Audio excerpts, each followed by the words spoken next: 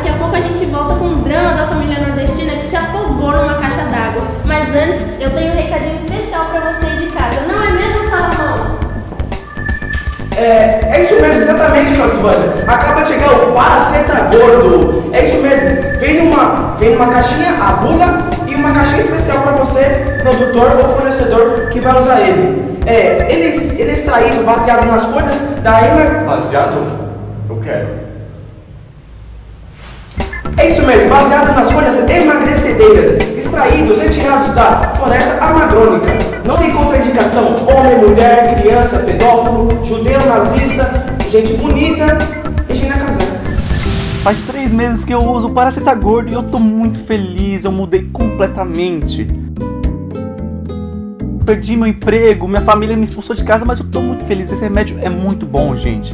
Comece a usar o Paracetagordo.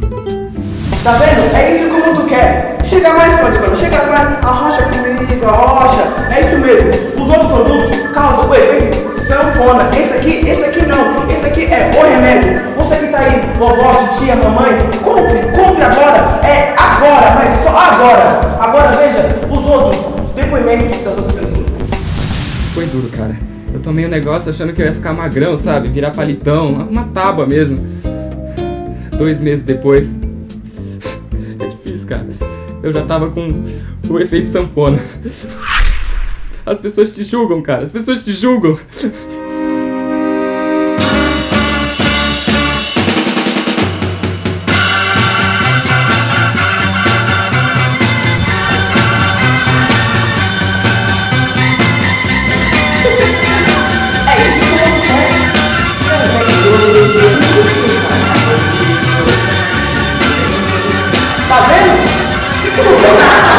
Mas chega mais, arrocha comigo, arrocha!